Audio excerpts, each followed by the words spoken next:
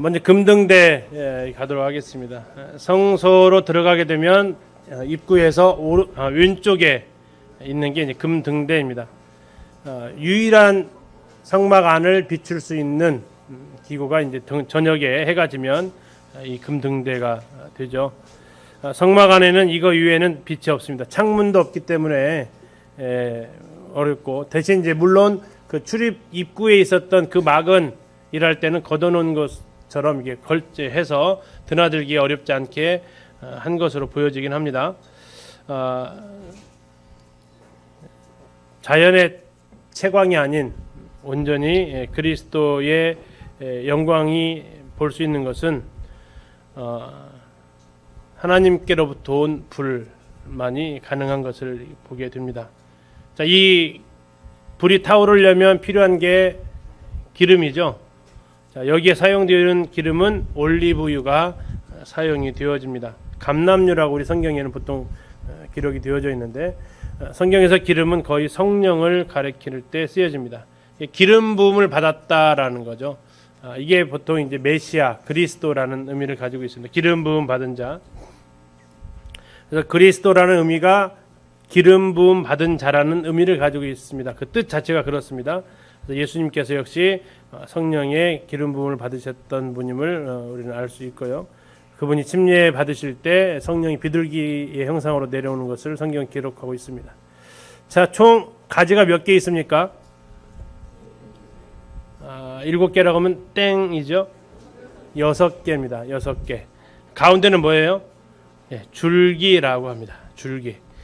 줄기에 6개의 가지가 이렇게 양쪽으로 나아 있습니다. 그래서 이거 가운데 지금 이거 되어져 있는 것을 줄기라고 하면 안 되고, 이것은 주님을 가리키고 있고요. 양쪽이 뻗어나온 것은 주님과 연합되어져 있는 성도들을 의미하고 있습니다. 지록기 25장에서 금등대를 이렇게 말하고 있습니다. 너는 정금으로 해라. 그리고 등대를 쳐서 만들어라. 그리고 밑판과 줄기와 잔과 꽃받침과 꽃을 어떻게 하라고 했어요? 제일 힘들었을 것 같아요. 해가지고 만들어서 붙이면 쉬울 텐데 어떻게 하라겠다고요? 그냥 한 덩이 가지고 계속 쳐가지고 만들고 쭉 연결해 가는 거예요. 붙이는 게 아니고 저 잎사귀 자체를. 얼마나 힘들었을까 싶어요. 저 만들었을 때. 저 섬세하게 이거 하기 위해서 얼마나 쉽지 않았을까 싶어요. 다음 우리 성경에는 살구꽃 형상이라고 되어 있는데, 성경적으로 원어적으로 말하면 살구꽃이 아니라 아몬드꽃입니다. 아몬드꽃. 아몬드꽃의 형상으로 이렇게 만들도록 되어져 있어요. 다음에 등대 줄기에는 아몬드꽃 형상입니다. 자, 2가지 아래 한 받침 이렇게 되어 있어요. 이게 무슨 뜻이냐? 가지 하나 이게 받침이에요. 이게 2가지 아래 한 받침, 2가지 아래 한 받침, 2가지 아래 한 받침. 예, 가시죠? 여기서 쭉 그 얘기가 계속 나와요. 2가지 아래 한 받침, 연하기하고 또 2가지 아래 한 받침 계속 나와. 이게 그 의미예요. 2가지 아래 한 받침, 한 받침. 자, 그 다음에 등잔은 7개를 만드는데 하나, 둘, 셋, 넷, 다섯, 여섯, 7개를 만듭니다. 여기다 초를 꽂으면 촛대지만 초가 아니기 때문에 그냥 등대라고 아시면 되겠고요. 다음에 어디를 비추게 하라겠냐면 앞을 비추라겠어요. 앞이 어디예요? 앞이 떡상 있는 곳을 비추게 해라고 했다는 얘기입니다. 자, 그렇게 해서 이제 이 불의 방향이 그쪽을 향하게. 그렇다면 아마 이 모양보다는 뒤쪽이 이렇게 약간 올라가 있을 수도 있겠다. 등채처럼 반사할 수 있게. 그래야 앞을 제대로 비출 수 있겠죠. 그냥 이 상태로면 위에를 이렇게 아마 심지가 이렇게 올라올 거예요. 이렇게 되면 앞을 비추는 의미가 약해지잖아요. 그래서 아마 다른 등대 보면 이렇게 위에가 이렇게 배처럼 이렇게 올라가 있어요. 반사해가지고 전부 다 앞을 비출 수 있게끔 그렇게 만들어진 것도 있습니다. 자, 그래서 이게 꽃받침 되어 있고, 이것은 줄기라고 합니다. 가지 아닙니다. 가지는 6개입니다. 성경에서는 이 빛을 누구로 표현하고 있냐면 우리 주 예수님이라고 표현하고 있죠. 나는 세상의 빛이다. 그리고 나는 생명의 빛이다. 라고 딱 정의를 내리고 계셔서, 성막은 예수 그리스도의 모형이기 때문에 빛으로 오신 예수님, 요한복음 1장에서는 예수님을 가리켜서 무슨 빛이라고 그랬어요? 참빛 곧 세상에 와서 각 사람에게 비추는 빛이 있었다 해서 참빛으로 오신 분. 그래서 이 등대는 어쨌든 예수 그리스도를 보여주고 있습니다. 정금 한 달란트로 쳐서 만들었던 게 바로 금등대인데, 쳐서 만들었다는 얘기는 고난당하는 것을 말해주고 있습니다. 이게 쳐서 만들려면 금이 열을 받아서 물러야 이게 쳐서 만들 수 있잖아요. 그래서 아마 더 쉽지 않았을 거고요. 언약궤도 하겠지만 그룹 만들 때도 시은소하고 언약궤에 있는 그 그룹 천사하고도 통짜리예요. 그것도 굉장히 아마 어려웠을 겁니다. 그래서 부살렐의 그 정말 세밀한 손길이 필요했을 거라 생각이 드는데, 자, 이런 것들이 바로 이제 그리스도의 고난을 보여주고 있고, 성소 안에서 유일하게 빛을 비춰서 세상의 유일한 빛이신 주님을 보여주고 있다라는 겁니다. 그리고 사용되어진 기름은 올리브 기름을 통해서 성령을 말해주고 있습니다. 그리고 아까 말씀드린 대로 가운데는 가지 아닙니다. 줄기입니다. 가운데 줄기를 중심으로 가지들이 되어져 있는 모습이 우리의 신약에서는 그리스도를 몸으로, 우리는 몸의 지체로 비유하고 있는 것과 동일합니다. 그래서 우리 모습 잘 보시면, 우리 몸 잘 한번 보세요. 이게 딱 한가운데로 나누면 양쪽이 어떻게 되어 있어요? 좌우 대칭이잖아요. 가지 쫙 날아간 것처럼 손 쫙 나가 있죠. 귀 있죠. 콧구멍도 양쪽으로 쫙 나가 있죠. 다 좌우 대칭으로 되어 있어요. 이 금등대의 모습도 동일하죠. 딱 주님이 중심되어지고 딱 좌우 대칭으로 되어진 모습과 동일한 모습을 볼 수 있습니다. 그래서 살구꽃이 아니고 아몬드 꽃인데, 이것은 아론의 쌍난 지팡이, 그게 저 아몬드 꽃입니다. 그래서 저 무슨 모습이냐면 부활을 나타내주고 있어요. 부활하신 예수님, 그리고 그 부활하신 예수님을 통해서 우리가 연합되어졌다. 어디 말씀이 떠오르세요? 로마서 6장 말씀이죠. 우리가 그리스도와 함께 죽었고 그리스도와 함께 죽어서 연합한 자가 되었으면 또한 그의 살아나심을 위하여 연합한 자가 되리라 말씀하고 있죠. 주님의 부활을 통해서 우리가 주님과 연합되어 있음을 또 말해주고 있습니다. 근데 이제 제사장들이 할 일 중에 하나가, 이 금등대에 기름이 오면 심지가 있잖아요. 이 심지가 타면 불똥이 생기죠. 이것을 걷어내야 됩니다. 그렇지 않으면 불이 제대로 밝지가 않기 때문에, 동일하게 이것을 통해서 또한 우리도 이런 것들을 삶 속에서 일어나는 것들을, 방해물들을 제거해야 되는 것을 생각해 보게 됩니다. 그래서 이 금등대 생각하시면서 우리는 빛으로 오신 예수 그리스도, 그리고 성령의 기름 부음 받으신 우리 주 예수 그리스도, 또 주님을 중심으로 연합되어져 있는 우리, 그 부활 생명으로 연합되어져 있는 우리의 모습을 이 금등대를 통해서 떠올리게 됩니다. 자, 그 맞은편에 있는 떡상입니다. 떡상. 자, 떡 하면은 뭐가 떠오르세요? 요한복음에서 나는 생명의 떡이다라고 해요. 나는 생명의 떡이다. 역시 예수님을 보여주는 게 이 떡상입니다. 그러니까 이 분향단은 나를 위해서 중보기도하고 계신 예수님, 이 금등대는 세상에 참빛으로 오신 예수님, 그 앞에 있었던 떡상은 세상에 생명으로 오신, 생명의 떡으로 오신 예수님, 그 안에 있는 모든 것들이 예수 그리스도를 생각나게 하는 거라는 거죠. 이 떡상은 또한 교제를 얘기하고 있습니다. 우리가 만찬을 뗄 때 고린도 10장에서 그 얘기를 하죠. 우리가 한 떡에 참여한다는 얘기를 얘기합니다. 우리가 하나라는 것을, 우리는 그래서 만찬을 통해서 주님과의 연합도 생각하지만 우리 성도들끼리 연합도 성경은 그 만찬은 말해주고 있습니다. 자, 그러나 그 교제의 중심이 바로 우리 주 예수 그리스도이신데, 제사장들은 뭐 날마다 이 떡을 먹지는 않습니다. 일주일에 한 번 먹는데 날마다 떡상 주위에서 그들이 모이게 됐고, 주님을 통해서 그들은 교제하게 되고, 일주일에 한 번씩 제사장들만 안식일마다 이 떡을 새롭게 바꿔냅니다. 그래서 이 떡은 제사장들만 먹을 수 있도록 제정이 되어져 있고요. 예수님은 너희가 이 떡을 먹지 아니하면 나와 상관이 없다라고 요한복음 6장에서도 말씀하고 있습니다. 자, 떡상은 어떻게 만들었느냐? 역시 조각목으로 만듭니다. 그리고 뭘로 쌌다고요? 뭐 성소 아니니까 다 금이에요. 금. 사이즈입니다. 가로가 2규빗이니까 1m, 세로가 1규빗이니까 50cm, 높이가 1.5규빗이니까 75cm 정도 된다라고 생각하시면 되고요. 다음에 이 턱이 있습니다. 턱, 손바닥 넓릴만한 턱이 있고 금고리 4개 있어서 여기서 꿰가지고 옮길 수 있도록 되어 있고, 채도 동일하게 조각목으로 하고 금으로 쌌습니다. 자, 이 진설병을 항상 내 앞에 있도록 주님께서는 또는 명령을 하셨습니다. 이것은 생명의 떡이신 우리 주 예수 그리스도를 말씀하고 있습니다. 예수님이 직접 하신 말씀입니다. 나는 하늘로서 내려온 산떡이다. 그리고 나의 줄 떡은 뭐냐면 내 살이다. 이건 주님과의 연합을 말해주고 있습니다. 아마 이거 없을 건데요. 좀 정리를 좀 해봤습니다. 진설병 어떻게 만드느냐? 고운 가루로 만듭니다. 아주 고운 가루로 만듭니다.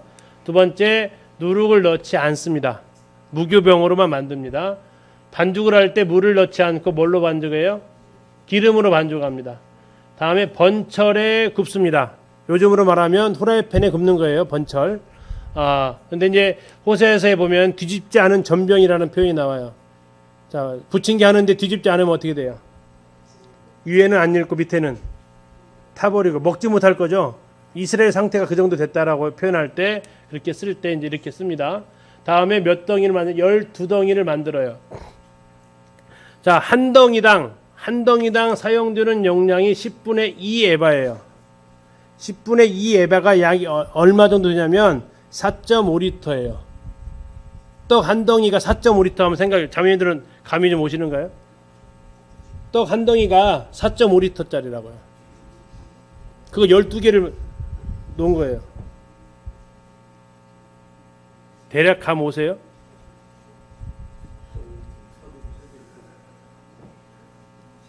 근데 이거 누가 먹는다고요? 제사장이 먹어요. 어느 분이 이렇게 써놨어요. 나중에는 괜찮았는데 아론과 그의 아들들은 되게 힘들었을 거다. 자, 제사장이 그때는 누구 있었냐면 아론하고 자기 아들 4명이 있었거든요. 이해 가시죠? 아들하고 4명이 있었는데 저걸 먹으래요. 제사장만 먹을 수 있어요. 아론과 그 아들 4명만 먹을 수 있었는데 나중에 또 둘은 어떻게 돼요? 돌아가시잖아요. 그래서 아론하고 그 나머지 3명이서 저걸 먹어야 돼요. 4.5리터짜리 하나가 아니라 저거 몇 개? 12개. 예, 남기면 안 됐어요. 모르겠습니다. 어떻게 하셨기는 하셨겠죠. 근데 이제 나중에 시간이 지나가서 제사장들이 계속 엘르아살의 아들 낳고 그 이제 자녀들이 많아질 때는 괜찮았겠죠. 아무튼 그래서 저렇게 좀 제정을 해놓은 것 같습니다. 순결한 상위에 2줄로 되어져 있는데 2줄은 12지파를 가리킵니다. 이건 제사장 견대의 12지파 이름이 있었고 흉패의 12지파 이름이 있었고 또 어디에도 있었어요? 여기에 진설병에도 12덩이의 떡이 있었습니다. 다음에 떡과 함께 유향을 같이 두도록 했고요. 안식일마다 새로 진설하는데 안식일에 물려난 떡은 제사장들이 먹을 수 있었습니다. 제사장들만 먹게 되어져 있었습니다. 자, 떡상의 영적 의미는 떡상은 항상 있어야 되는데 6개씩 2줄입니다. 그리고 유향을 놓으라고 하는 거죠. 이건 12지파입니다. 12지파가 항상 하나님의 보호 아래 있다는 것을 보여주고 이 떡이 예수님이 생명의 양식이듯이 우리에게도 예수님이 생명의 양식인 것을 보여줍니다. 또 떡은 고운 가루로 만들어야 되는데 소제죠. 소제할 때 곡식 제사입니다. 소제도 고운 가루로 하는데 곱게 되려면 어떻게 해야 돼요? 열매에 고운 가루로 맺히지 않잖아요. 알맹이로 맺히는데 그걸 고운 가루로 들려면 부시고 갈아야 돼요. 그것은 그리스도의 고난을 떠오르게 하는 겁니다. 그래서 고난을 상징하는 것이 쳐서 만들 때 또는 곡식에 있어서 고운 가루, 이건 주님의 고난들을 생각하게 합니다. 그래서 주님을 양식으로 먹을 때도 부서지고 걸러내서 내 것으로 체화된다는 것은 내 것이 된다는 얘기입니다. 그래서 우리가 떡을 먹을 때 이 내 안에 들어와서 하나가 되어지듯이 우리 주님과의 교제 가운데 들어가게 되고요. 또 여기는 아까 말씀드린 대로 누룩을 넣어서는 안 됩니다. 누룩은 성경에서 뭘 가리키고 있어요? 죄를 가리키고 있죠. 바로 이 죄는 하나님과의 교제의 방해꾼이 됩니다. 일주일이 지난 다음에 제사장들이 먹고, 이것은 교제를 얘기하고 있습니다. 식탁의 교제입니다. 진설병은 기름을 부어서 만들었는데 역시 기름은 성령을 의미하고 있습니다. 자, 이 떡, 사람이 떡으로만 살 것이 아니요 하나님의 입으로 나오는 모든 말씀으로 산다 했을 때 이 떡은 또한 말씀으로도 비유할 수 있다면, 이 떡은 기름을 통해서 구워졌고 결국 말씀은 성령을 통해서 이해되어질 수 있다라고 이렇게 이야기를 합니다. 이 부분은 지난번 말씀드린 약간 알레고리적 해석이 들어가 있다라는 겁니다. 자, 이제 성소 안에서의 제사장들이 봉사하는 모습이 나와 있는데요. 대제사장이 이거 하라고 했습니다. 아론은 반드시 이것을 해야 됐고, 대제사장들은 이 분향단에 있는 것을 하고, 이것도 지금 아마 대제사장이 아론 보고 하라고 했어요. 아론 보고, 아론이 이거 할 때 따로따로 하는 게 아니고요. 아론이 이거 할 때 같이 이 등대 사역하고 분향단 사역은 같이 하라고 되어 있어요. 이거 할 때 같이. 그래서 이 두 개는 대제사장의 영역 같은데, 지금 하려고 아마 제사장이, 이건 제사장 복장입니다. 이건 대제사장의 에봇 복장이고 제사장이 하고 있는데, 성경을 보면 아론 보고 등대 관리하라고 했어요. 그럼 아론이라면 대제사장이죠. 되어져 있습니다. 자, 이제 지성소 안으로 들어갑니다. 지성소 안에 기둥이 몇 개라고요? 4개. 받침은요? 은 받침이 색깔이 다르죠. 은받침 하나당 34kg짜리 은받침으로 되어져 있어서 되어 있고, 그 안에 이제 휘장이 무늬가 다르죠. 이것은 그냥 막 엮어서 짰다면 이것은 정확하게 그룹이 형상화되어져 있습니다. 자, 지성소 입구에 4개의 기둥이 이렇게 쳐져 있고, 이게 높이가 얼마라고요? 10규빗. 자꾸 반복을 해야지, 자꾸 말씀하셔야 안 잊어버려요. 자꾸 반복하는 이유가 그거예요. 높이는 10규빗이에요. 그래서 기둥은 전부 10규빗이고, 다음에 성막 바깥에 있는 것은 전부 다 얼마라고요? 5규빗이고. 네. 이해가시죠? 그래서 이 전부 다 금이고 밑에만 은으로 되어져 있습니다. 역시 조각목으로 이렇게 만들고요. 다음에 금으로 싸고 은받침으로 합니다. 그러면 이렇게 완성된 작품이 나오게 되고요. 아까 널판의 널판의 받침은 폭이 넓어가지고 2개씩 들어갔어요. 폭이 얼마였어요? 널판 하나에 75cm였어요. 그래서 폭이 넓었기 때문에 널판 하나당 은받침이 2개 들어갔어요. 다른 이유가 아니에요. 근데 여기는 폭이 그렇게 넓진 않아요. 그래서 하나당 하나 들어가요. 그래서 총 100개가 되는 겁니다. 자, 들어가려면 그룹을 지나가야 되는데 지성소 휘장입니다. 자, 이것은 청색, 자색, 홍색실, 가는개껌, 배실, 예수 그리스도의 성품을 보여주는 4가지라고 그랬어요. 이것으로 휘장을 만듭니다. 그리고 그룹들을 정교하게 수놓고, 그룹은 하나님의 임재하시는 곳이다라는 겁니다. 그래서 제사장들이 이 휘장을 보면서 저곳은 하나님의 임재가 있는 곳이다라는 것을 알게 하는 거죠. 그래서 이것의 역할은 뭐냐면 성소와 지성소를 구분하는 역할을 하라고 말씀하고 있습니다. 그래서 이쪽은 성소고, 지금 기문을 다 치웠어요. 여기 3가지 있는데 치웠고, 지성소 이렇게 그 안에 들어가면 이제 언약궤가 있겠죠. 아마 이것도 지금 없을 텐데 이것도 좀 정리를 한번 해봤습니다. 지성소의 재질 4가지, 그리스도의 성품이다. 다음에 휘장의 호유천사 그룹을 선호하는 케루빔이라고 했습니다. 유일하게 3개의 휘장 가운데서 유일하게 그룹이 있는 것은 지성소 들어가는 이거밖에 없다고 했습니다. 그런데 히브리서에서 뭐라고 말했냐면 휘장은 곧 그의 육체니라 그렇게 나와 있어요. 휘장은 곧 그의 육체니라. 그가 누구예요? 예수님. 그래서 예수님께서 십자가에서 죽으실 때 휘장이 어떻게 됐어요? 위로부터 아래까지 찢어져서 둘이 됐다고 그랬어요. 그러면 휘장이 찢어졌다는 얘기는 누가 찢어졌다는 얘기예요? 예수 그리스도 그분께서 찢으셨다는 얘기예요. 지난번에 창세기 15장 하면서 그랬어요.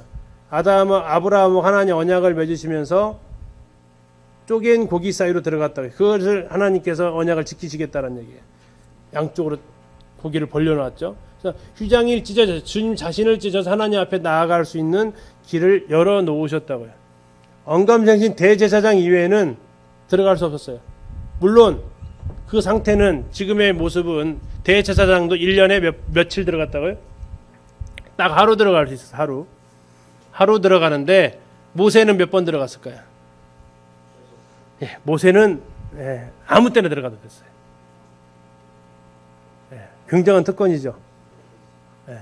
그 특권이 지금 우리한테 있다고요, 없다고요? 사용한다고요, 안 한다고요?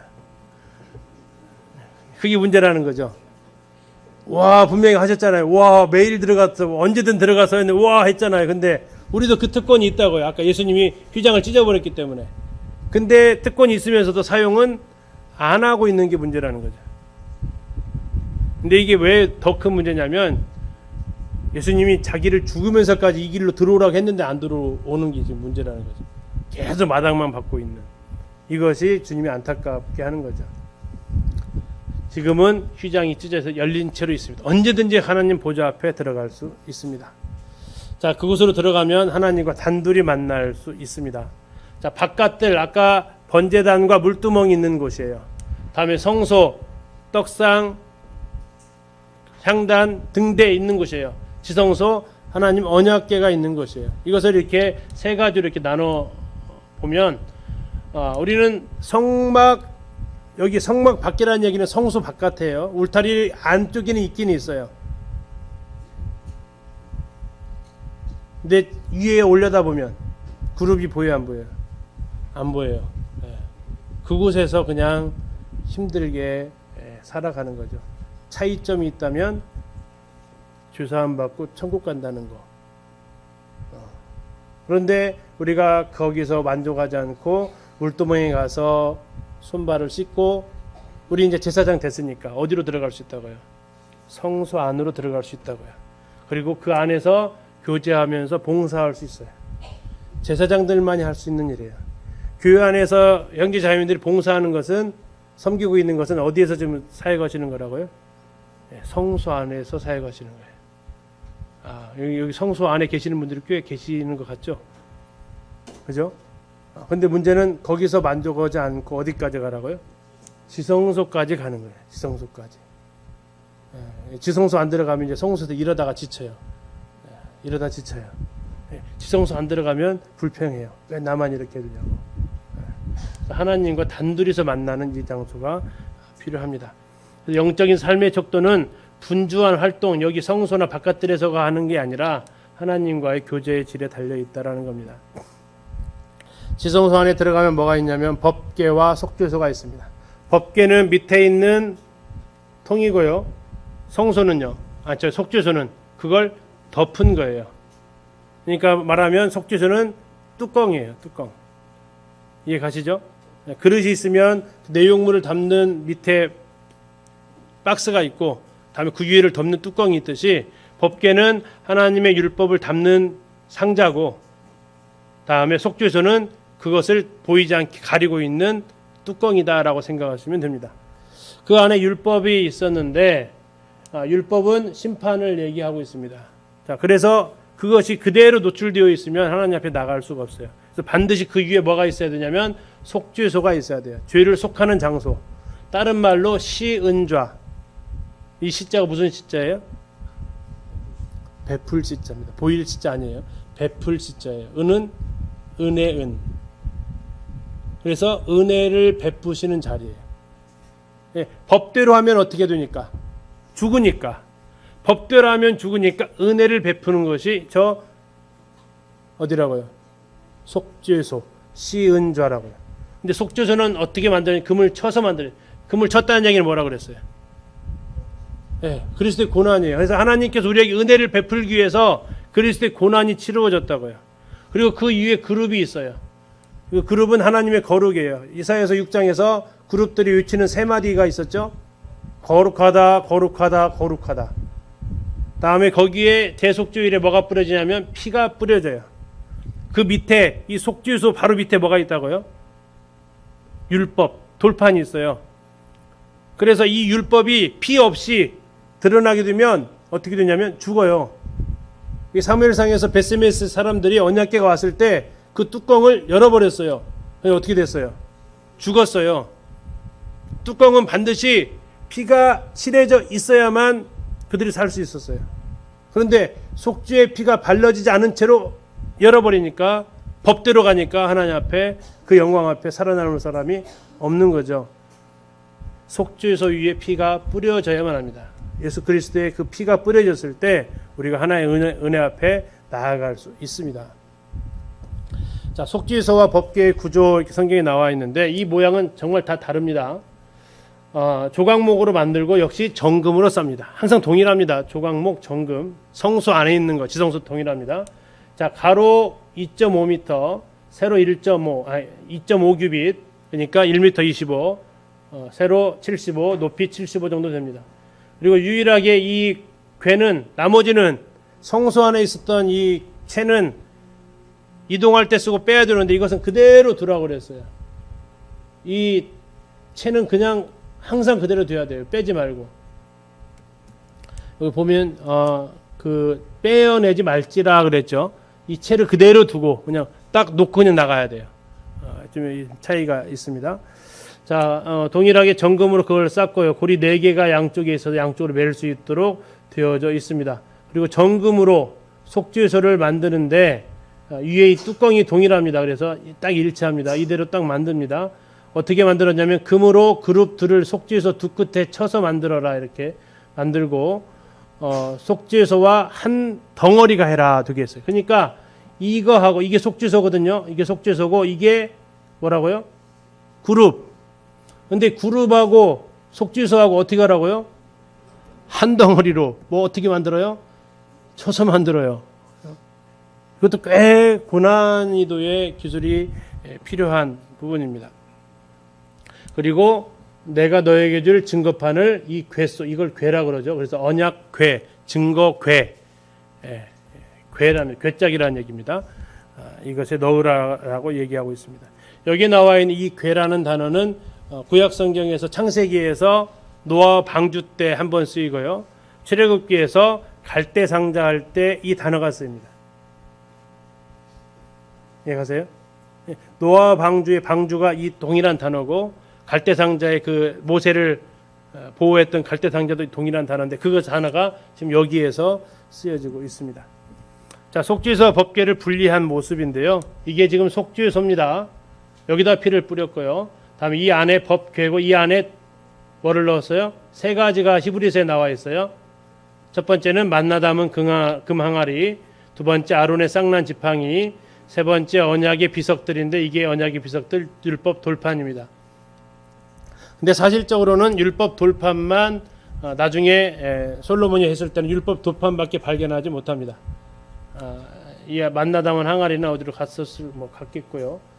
이것은 원래는 이제 바깥에 두도록 되어져 있었습니다. 자, 법궤와 속죄소를 이렇게 좀 살펴보면 법궤는 역시 조각목의 금으로 됐고요. 예수님의 조각목은 인성, 금은 신성이라고 했습니다. 주님의 두 가지 모습을 다 보여주고 있고 금태다, 이건 왕관처럼 되어 있는 것을 통해서 주님의 영광과 왕권이다.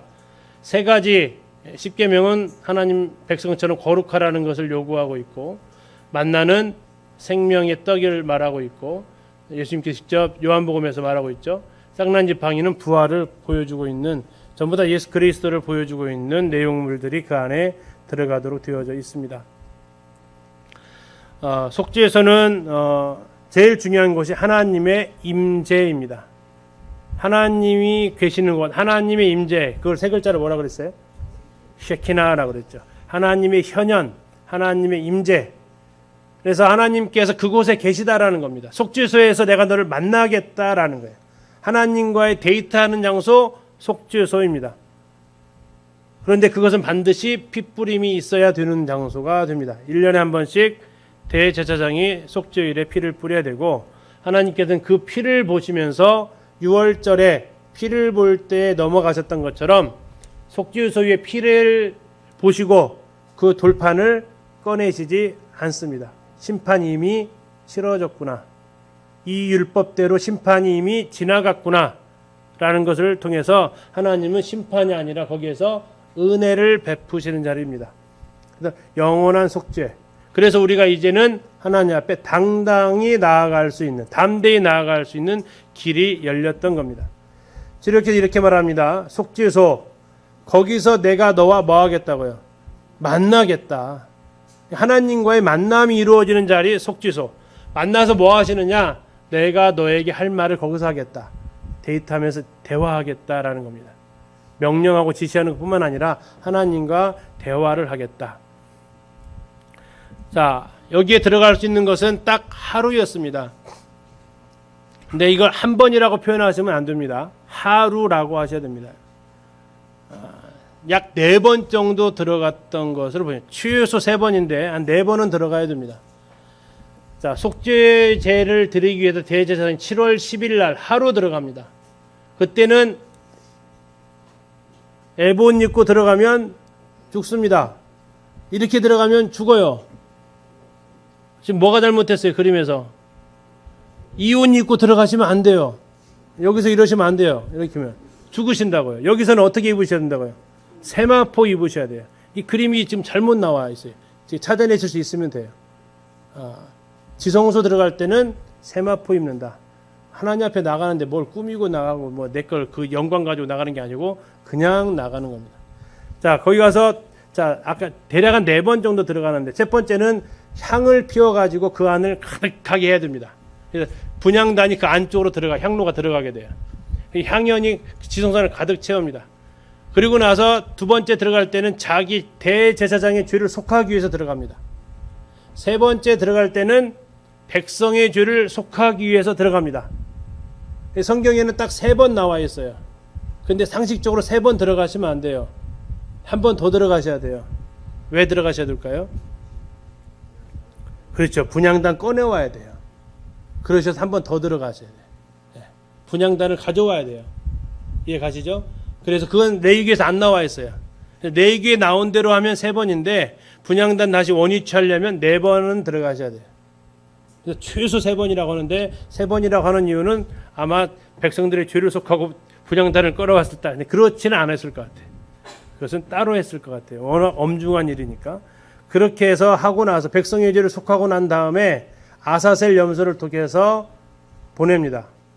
그리고 백성의 죄를 지고 아사셀 염소가 광야에 가서 약 예루살렘에서 12km 정도 떨어져 있어요. 아사셀산. 나중에 레위기할 때 보여드릴 겁니다. 아사셀산에서 예루살렘 12km 정도 동쪽으로 떨어져 있어요. 그 광야입니다. 무인지경에다가 놓고 굴러 떨어뜨려 죽이게 했어요. 거기에 가서 봤더니 돌들이 엄청나게 날카로워요. 정말 던져버리면 죽게 생겼어요. 그리고 뭐 찾아올 길이 없어요. 12km 이 광야의 길에서. 근데 문제가 살아 돌아오면 어떻게 돼요? 그건 일 나는 거예요. 정말. 이스라엘 정말 큰일 나는 거예요. 그래서 반드시 죽어야 돼요. 불의를 지고. 이게 아사셀이라는 염소죠. 그래서 이제 속죄에서 속죄일 제사를 드리는 제사장이 할 일이 뭐냐면 세마포를 다 끝났으면 이제 뭐 하냐면 벗어요. 그리고 무슨 옷을 입어요? 자기 옷을 입어요. 자기 옷을 입었다는 얘기는 이제 이거 입는다는 얘기예요. 지금 입으면 안 되고 끝나면 입어야 돼요. 그런데 우리 복음서 요한복음을 잘 보시면 예수님께서 부활하시고 난 다음에 예수님 죽으셨을 때 뭘로 쌌죠? 세마포로 쌌죠. 그죠? 제사장 들어갈 때 뭐 입는다고요? 세마포 입어요. 제사장이 속죄를 다 마치면 그 옷은 어떻게 하라고요? 벗어둬야 돼요. 예수님 무덤 안에 계실 때 무덤에서 나오셨을 때 세마포 옷은 어떻게 되어 있다고 혹시 기억나세요? 예, 한쪽이 잘 기어났어요. 그것은 뭘 말해주고 있다고요? 속죄가 완성되었다라는 얘기예요. 그 세마포가 그냥 나오는 단어가 아니에요. 대제사장으로서 그분은 세마포를 입으시고 속죄 사역을 완성하셨고 그것이 완성을 이루셔서 세마포 옷을 거기다 잘 놓으시고 자기 옷을 입고 나오셨어요. 이게 바로 대제사장 되신 우리 주님을 보여주고 있는 겁니다. 이 그림은 잘 돼 있어요. 그죠? 지성소 안에서는 뭘 입었어요? 예, 세마포 옷을 입었어요. 이렇게 입어야 돼요. 그래서 우리가 이제 이런 내용들을 통해서 저거 뭐가 잘못됐다는 좀 찾아내시면 더 좋겠죠. 이 속죄소에서 우리가 생각하는 것은 영원한 속죄를 이루신 우리 그리스도를 생각하게 됩니다. 자기 피로 영원한 속죄를 이루셨다라고 선언하고 있습니다. 구약에 있는 많은 백성들이 백성들의 모든 죄를 1년에 한 번씩 갱신해야 돼요. 1년에 한 번씩.